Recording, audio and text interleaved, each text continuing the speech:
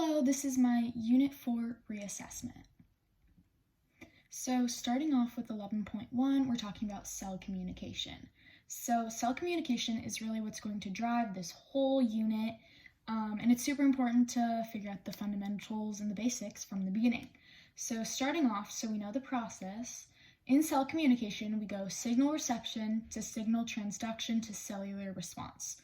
So this is always the cycle and the order that cell communication goes in. So the overview of this is reception deals with the G protein coupled with receptors, transduction attacks ADP and GDP, and kinase and cyclical pathways, and then the response is the outcome. So we often bring in second messengers, vesicles, diffuses IP3 from endoplasmic reticulum to the cytosol area, and this is when we get that response and we get to see what that cell signal is actually making happen. So let's first talk about reception. So reception is the first step in this cell communication process. So it's important to know that we have our ligand, which is the specific signaling molecule from an outside cell, and we have to know that it only fits that specific receptor. So it binds to this receptor, and it binds prior to the membrane because this ligand is unable to pass through the membrane. So that binding happens right before we enter the membrane. So some examples of this that we'll go into a little bit more in depth later on is we have our G protein coupled receptor, we have our receptor tyrosine kinases, and our ion channel receptors. Moving on to transduction, this is our second step in our cell communication process. So at this point, we're dealing with relay molecules, and this is the bulk of the cell communication process. So often we have our signal pathways inside the cell from reception to response. So it's this chain of molecular interactions and the step-by-step what eventually leads us to getting that cellular response. So this process is mostly shown through protein kinases and phosphatases from phosphorylation and dephosphorylation. And so that's super important, and we'll talk about it later, but it's basically passing this phosphate baton. So this is super important because phosphate gets brought up a lot throughout this whole unit. It's super important. So that's really what drives this phosphorylation versus dephosphorylation. And this process also includes second messengers. And then finally, our third and final step in the cell communication process is the cell's response. So this step regulates cell activities by turning specific genes in the nucleus on and off. And so this also activates more specific proteins by doing so. There are also multiple response pathways at this time, and it's really important to know that each cell induces a different response. So different receptors for the same ligand even, they can create different responses in the cell. And this is actually really advantageous because it gives us a higher and greater variety and efficient responses. So basically, the cell can have more variety in their means of communication. So in the picture above, we have just some different responses and examples, and you can see how the same ligand can produce all of these different responses. All right, now in 11.2, let's discuss local signaling versus distance signaling. So this is a process that a lot of you guys might not be familiar with. I know it took me a little bit to figure out what this meant. So in local, we cover cell junctions. So in both animals and plants, they have these cell junctions that basically allow the molecules to pass between adjacent cells without crossing this plasma membrane. So it kind of gives them the okay to pass through. And then we also have our cell-to-cell recognition, which is when two cells in an animal communicate by interaction between molecules, which protrudes them from their surfaces. So this is also really important to know. And then paracrine versus synaptic, we're going to go into deeper in the next slide. So that's just an overall summary of local. We'll get into more details later. And then as for distance, the main point we want to get at is the endocrine system. So these specialized endocrine cells, they secrete hormones into the blood or other bodily fluids. And the whole idea is that this blood is what transfers it a long distance so they can reach all of the bodily cells, and then they only get bound by some cells. So let's dive into some of our vocab with this unit about local versus long distance. So to start off, paracrine is when a tissue in the body needs to send a local message to some neighboring cells. So it's staying pretty local. We're getting to that other cell nearby, as you can see in the diagram. It's pretty close contact. Next up, we have synaptic, which is a nerve cell releases neurotransmitter molecules into a synapse, stimulating the response in cells of target tissues. So this is often seen as neurons, muscles, or glands. So again, we have that picture to show. I think that as a visual learner myself, the pictures are super helpful. So in my discussion, I tried to include as many pictures as I could so the reader can really understand what this vocab means and how it comes into play. Next up, we have the endocrine, which is often the hormonal. So in this kind of response, it's the specialized endocrine cells secrete hormones into bodily fluids, as we talked about on the last slide. So this is often in the bloodstream because it can stretch the furthest. So this is our example of the long distance communication. So hormones reach virtually all bodily cells, but are only bound by some cells. So again, we have our picture. You can see the blood vessels there. And how the blood is really transferring these signals throughout.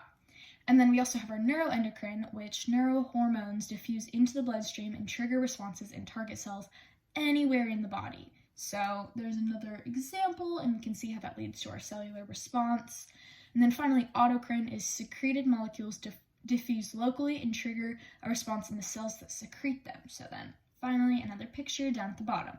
So this is just some good vocab to know so we really understand the terms. Okay, so we've seen these pictures, we've seen all this vocab, but what does that mean? So to just really understand this, local signalings are basically these signals that are sent short distances only by local regulators. So they're not going very far. So this could look like cells secreting a chemical to promote growth factors or synaptic signaling in an animal's nervous system. So basically, overall, cells target neighboring cells connected via those gap junctions that we mentioned earlier, and this is what allows them to communicate their signals with each other in close proximity. On the other hand, both animals and plants use hormones for long-distance signaling. So endocrine signaling releases hormone molecules and sends them through the circulatory system so that they can reach this target cell to respond to hormones all over the body. So it's really important to know that this process of long distance is spreading all throughout the body, not just local neighboring cells. So these hormones can vary in size and type, as do most regulators. Examples of this can be the regulation of sugar levels in the blood and the transmission of signals through the nervous system, and also it can be in plant adaptation. So one example that comes up a lot that College Board really likes to use in AP Classroom, all those fun websites. So this is our mating yeast example. So step one, we have the exchange of mating factors. Basically, each cell type conceals a mating factor. It binds onto receptors of the opposite cell type. So a factor from the female yeast cell maybe binds to the male cell yeast, and then basically vice versa. So they're switching up these factors. And the factors are the information of the cell. And then step two, we have the mating. So then during this binding and trading of factors to receptors, it leads the two cells to fuse together. So we can see in the image to the right that fusing, they're starting to become one cell. And then this new cell. So that's when we see the nucleus of the fused cell now includes all of the genes from what was once the male and the female cell. So that includes all of the factors we saw in the first step. Moving on to quorum sensing. So we watched a video a long time ago, and it was really interesting because it's something that not many people know about. So overall, before we get into it too deep, the definition of quorum sensing is basically just the concentration of signaling molecules sensed by bacteria that just allows them to monitor the local density of cells. So as part of this quorum sensing, bacteria can communicate in secretive codes and basically turn on and off these group tactics to work together. So they do this by altering light and behavior and just working together, which is super powerful. So bacteria's behavior gets shown through their levels of differing density. So low density is usually with no light and doesn't really do much, and it's a hormone molecule at this stage, whereas high density focuses on that light and increases synchrony, which creates this bioluminescence we see. So I really encourage all of you guys to look up some more pictures and images, maybe watch a video, because this process is unbelievable. I just wanted to touch on it a little bit, but this ability to turn on and off that communication through their signaling is super cool, and we are allowed to see this really cool end product through this. Okay, Moving on to 11.3, we have receptor comparisons. This is just a slide. It's just going to be a little bit of an overview of what we're going to talk about. So again, as we mentioned earlier, we're going to have our G protein coupled receptors, our receptor tyrosine kinases, our ion channel receptors, and then finally our intracellular receptors. Okay, so G protein coupled receptors. Let's start off. So what are they? So G protein coupled receptors, or as we like to call it for an easier terminology, GPCR, they are the proteins that are located in the cell membrane that bind extracellular substances, and they also transmit signals from these substances to an intracellular molecule called a G protein. So where is it found, you may ask? I have no idea. Let me explain it. So the B2 receptor is found on smooth muscle cells in the body, and abnormal forms of it get associated with asthma, hypertension, and heart failure. So some not so good things. So drugs to solve these conditions produce unwanted side effects, so no one wants that either. Whereas these GPCRs share similar structures too, which basically is going to allow better research for future treatments with other GPCRs. So an example of this could be our yeast mating factors, as we saw earlier and a few slides ago. Epinephrine is a big example that's often used, hormones, and then also neurotransmitters. So those are just some examples of when these GPCRs, whoa, that's a mouthful, when those get put into play. So a diagram. So you may be wondering, like, how does this process work? There's so many different receptors and signalings. Like, how do you know what separates each one? So we're going to walk you through this process. So step 1, the G protein starts out loosely attached to the cytoplasmic side of the membrane. So at this time, it can basically turn on and off a molecular switch, and depending on which nucleotide is attached, GDP or GTP. When GDP gets bound to a G protein, the G protein becomes inactive. Usually this receptor and the G protein work together with another enzyme to function.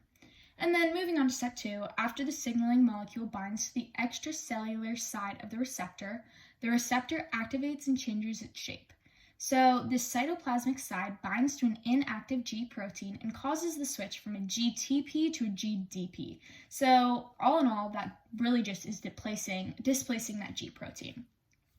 Next up in step 3, the activated G protein separates from the receptor and it diffuses along the membrane, and then it finds an enzyme to bind to.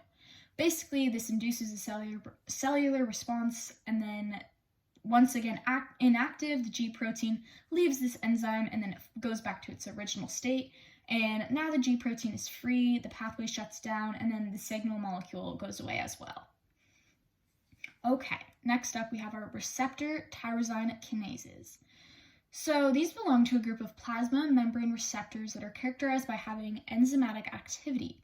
So this transfer of phosphate groups, like in phosphorylation and dephosphorylation, the part of the receptor protein that extends into the cytoplasm is called the tyrosine kinase. So this is basically an enzyme that catalyzes the transfer of phosphate groups from the ATP back to the amino acid tyrosines that we see on a substrate protein. So basically this receptor tyrosine kinase, they're just membrane receptors that attach the phosphates to tyrosine. So again, it's how we mentioned that passing the P or the phosphate baton a while back. And then I had some fun but not so fun facts. Abnormal receptor tyrosine kinases that function in the absence of signaling molecules are usually associated with types of cancer. So we can see how when something goes wrong with these receptors, that's when it can lead to cancer. So let's also explain the diagram for receptor tyrosine kinases. So step 1, in the cytoplasm, the receptor tyrosine kinase proteins start out as individual monomers that are inactive. So they're not really doing much. They include an extracellular ligand binding site as a helix, and those basically just contain multiple tyrosines.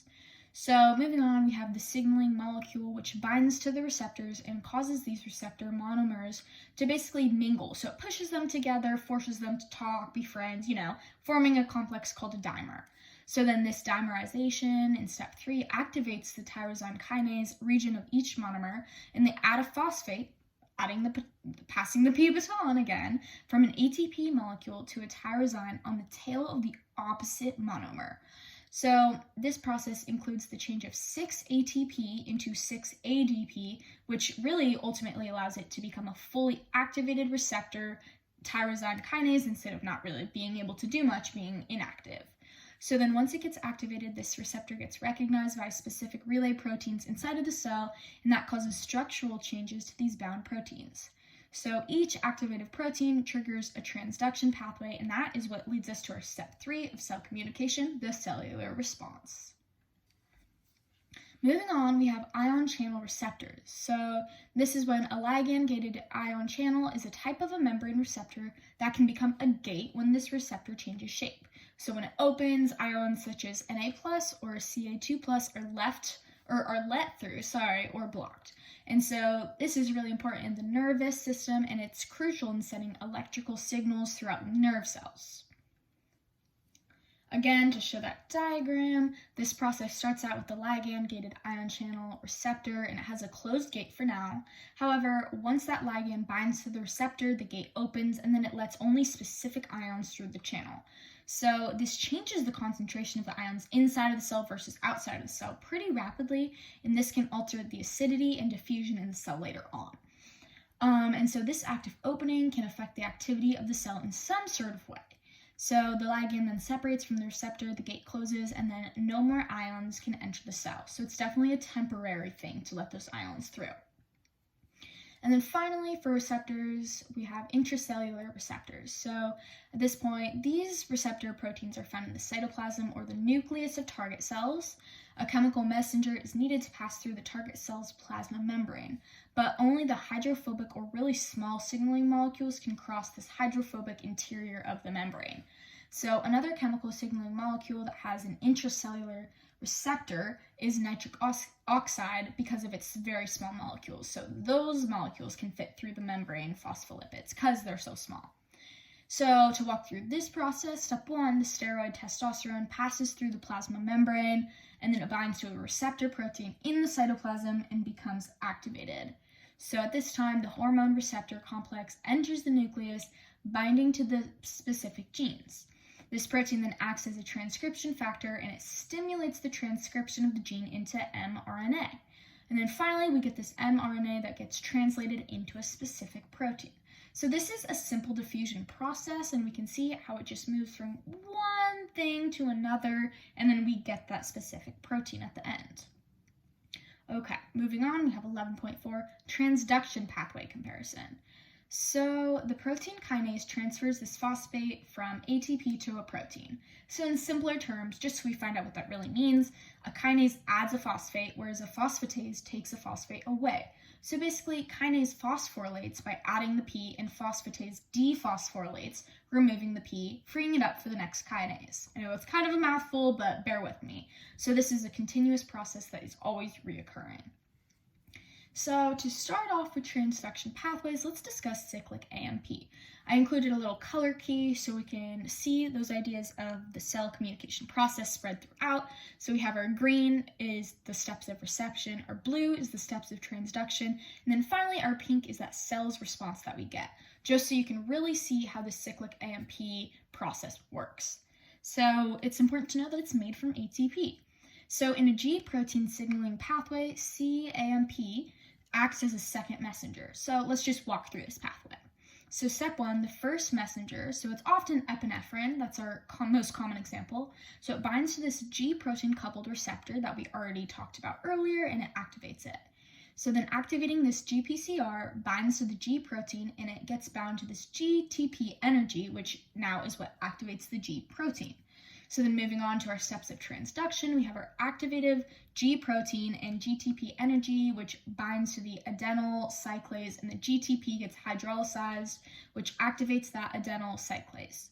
So the next step is that activative adenyl cyclase converts the ATP energy into CAMP, and then the second messenger activates another protein, and then we get left with these cellular responses, as we put in pink. Next up, another example of a cascade, we have our calcium and IP3 pathway. So let's talk about this signaling pathway. I use the same color key again of reception, transduction, and response. So starting off with our reception, we have a signal molecule binds to a G protein linked receptor on a G protein. So we can refer back to our enzyme unit. Whoa, my talking's getting all messed up. So we can refer back to chapter 8 for this. This process activates the phospholipase C. So this slices the plasma membrane phospholipid, and that is called PIP2 into DAG and IP3. So this is a vocab-heavy process, and then into transduction, we have our DAG gets separated into a second messenger and other pathways, while the IP3 becomes the second messenger here. The IP quickly diffuses through the cytosol in the cell, and it binds to an IP3-gated calcium channel in the endoplasmic reticulum. This causes the ER membrane to open. So this opening allows calcium ions to flow in and out of the ER down a concentrated gradient, which rises the Ca2+ levels in the cytosol. So then we have our pink response, which is the calcium ions activate the next protein and other signaling pathways, which is the response that we're getting. Moving on to 11.5, we have the advantage of cell response regulation. So we're going to be talking about signal amplification, signal specificity, and scaffolding proteins. I know, super exciting stuff. So to start off, signal amplification. So that is the elaborate enzyme cascades amplify the cell's response to a signal. So at each catalytic step in the cascade, the number of activative products that we get is much greater than the preceding step.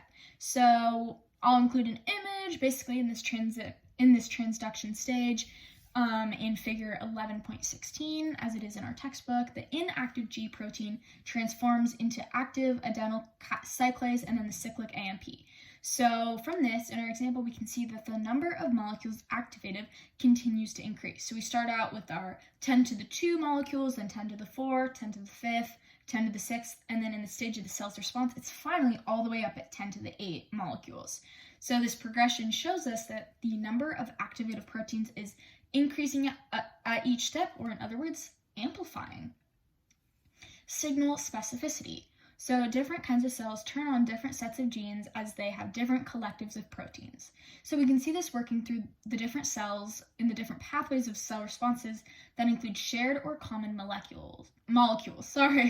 Two cells that respond differently to the same signal differ in one or more of the proteins that handle and respond to the signal. So basically, there may be some common ground between these signals, but really, we still will get that different response in their signaling due to these regulators and their different variety in responses. And then finally, scaffolding proteins. So these are really just the large relay proteins to which several other relay proteins get simultaneously attached to. So in a diagram that I remember reading in the textbook, it really is just this weird looking shape, and it allows all these relay proteins to just sit there, snuggle in, and then it holds them. So an example, one scaffolding protein from the mouse brain cells holds 3 protein kinases and carries them with it when it binds to an activated membrane receptor. This process is what facilitates this phosphorylation cascade. Scaffolding proteins are super important because they permanently hold together networks of signaling pathways of proteins at synapse because they're holding those proteins so tightly, not letting them go. So this makes signals between cells more efficient, accurate, and fast because the rate of protein to protein doesn't get limited by this diffusion. In fact, it makes this activation more direct. In figure 11.19, it shows a scaffolding protein's ability to bind with 3 different protein kinases and facilitate signal transduction, which is just more direct. Okay, let's move on to 11.6, our next topic, apoptosis. Now, this is one of my personal favorite topics. It's super interesting. So apoptosis is basically the cell's suicide or programmed cell death. Sounds brutal, I know. So during this process, cellular agents chop up the DNA and explode the organelles of other cytoplasmic components. So this time the cell shrinks and its parts get packaged into vesicles and then swallowed whole by specialized scavenger cells that are really just wanting that. It's like the roadkill. Apoptosis then protects neighboring cells, warning them of the suffrage way that they will face if they go near. So it's putting up that barbaric flag telling all the other cells don't come near or this will be you. When the cell dies, it leaks out its contents, and that often includes many digestive enzymes. So this apoptosis can be a complex thing, and it really can occur in many different forms. For example, too little apoptosis is like when cancer cells basically take over. So this apoptotic controls, they get taken over, and it allows the time for the cancer mutations to occur. That's because we don't have enough of that apoptosis happening, so they're not getting rid of them in time. Or in normal development, apoptosis is also super helpful because it could be shown through the loss of a tadpole's tail as it turns into a frog. Moving on, there are definitely many advantages. It seems like a scary thing, like cells dying, I don't know, but really it can actually help us out a lot in our bodies, and it's definitely needed. So it's complex at times, but it really maintains our immune system from unwanted infected intruders, as I like to call it. So an example of apoptosis being advantageous is with the growth of cancer cells. Apoptosis has the job to remove cells during development. So when these precancerous and virus-infected cells appear, apoptosis tries to eliminate them before they become an issue, and they protect the body from their further development. Also, bacterial infections play a crucial role in triggering this apoptosis to combat the intruders, getting rid of them without hurting the surrounding tissue and the stuff that our body really needs.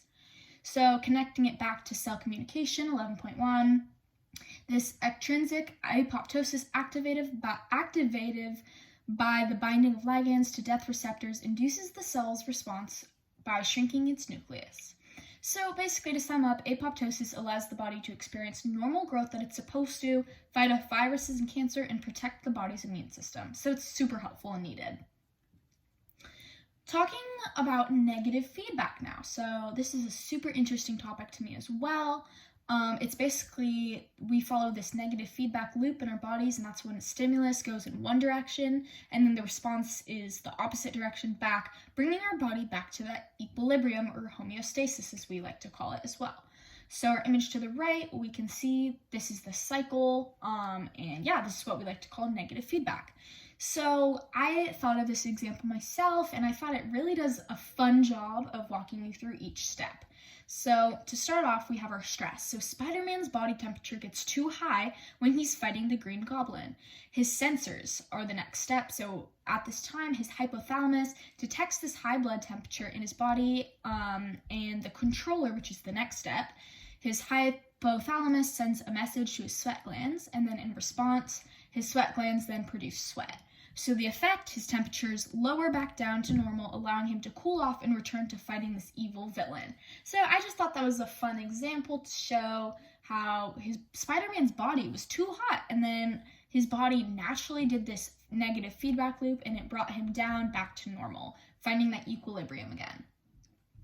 Moving on, there's also such thing as the positive feedback loop. So the positive feedback loop is when a stimulus goes in one direction and the response is the same in that same direction, away from the median. So this is different than the negative feedback loop, because the negative feedback loop, you get back to that middle point, whereas the positive feedback just keeps on pushing in that one direction.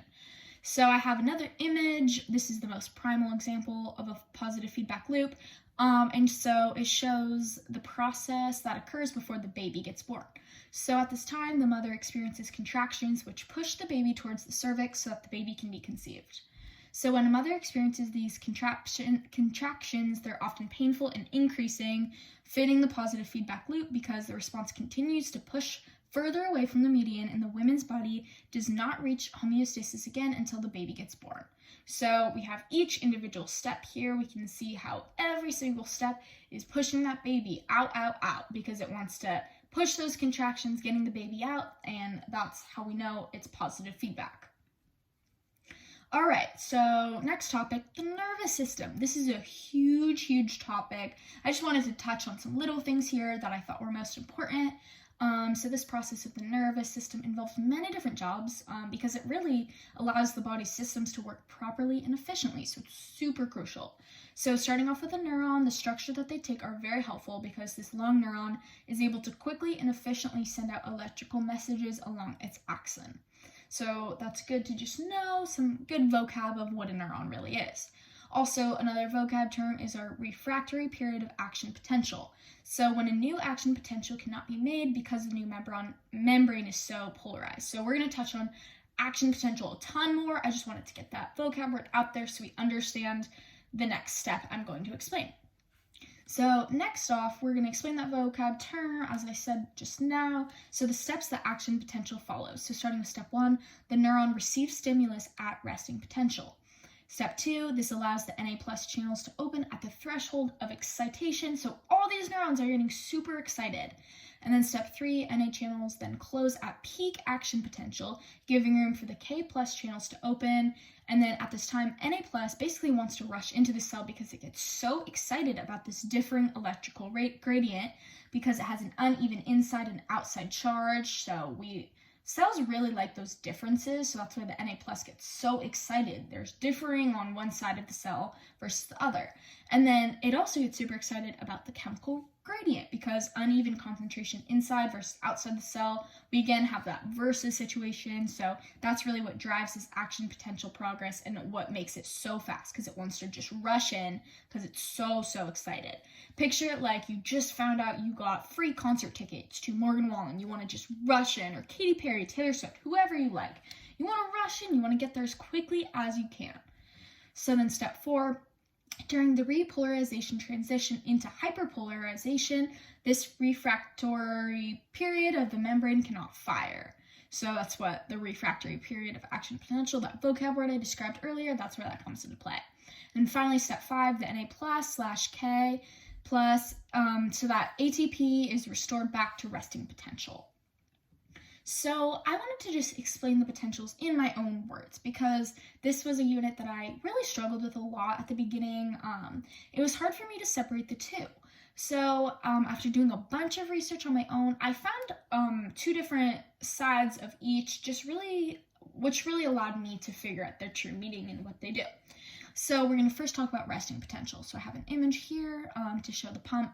So the plus charged sodium-potassium pumps use ATP to build K plus gradients inside of the cell and an Na plus gradient on the outside of the cell. So that's what we just talked about. The uneven gradient is super important, and all these cells, they really like that. So the high Na plus concentration gets apparent, so it diffuses through the Na plus gates into the K plus area to where there's much less Na plus concentration because it's wanting to equilibrium, find that balance. So this pump that moves potassium into the cell and sodium out of the cell from low to high concentration, it uses ATP, establishing resting potential. This also represents active transport. So with double gradient, there is a lot more potential energy, which means that the gradients can flow down so much faster. So it's really motivating them to move so quickly, and it speeds up this process of resting potential. This diffusion of ions returns it back to its resting potential once it's done, and the same process continues to happen. Okay, now let's focus on action potential. So this is the process. I have a really good diagram. I really liked this picture showing this potential. So you can see that it's at resting state to depolarization, and then it rises to the phase of action potential, and then there's the falling phase, and then we see that threshold to the undershoot of action potential. So I just thought that this made a lot more sense in my mind than how the textbook kind of offers it up sometimes. So if you need to use this, feel free. I thought this made a lot more sense putting it in my own words. Okay, and then finally we're going to be talking about the reflex arc because our bodies really are so powerful. So reflex arcs are used in survival situations, or reflexes, which is where it gets the name, when a body needs to send an instant stimulus to give a response that protects itself from some sort of danger. So this is your fight or flight response, basically, as some of you may have learned in AP psychology. So this process happens in the frontal lobe of the brain, and it actually happens oftentimes before the brain even knows what's even happening. So in this image, I wanted to just walk you through the steps. So there's a source of heat, which is a fire in this example. So the man's receptor cells senses this hot fire through his sensory neurons. So those then send a signal to his inner neuron, sending a signal down his motor neuron, which is what signals his muscle cells to move his hand away from this hot danger. So that is ultimately the cell's response. So we can see that process to tie it all in of cell communication. We have a reception, transduction, and response. So we can see how that's still apparent in every single unit. So he ends up moving his hand away from the danger, and he's safe, he's good. But that's because our brains are so stinking smart. So our neurons are able to sense that, and that's what the reflex arc process is. It's making sure we stay out of danger before we even know it. So that's it. That's my presentation. Thank you so much for watching. Yeah, I worked really hard on it, and I hope that it taught you a lot about cell communication.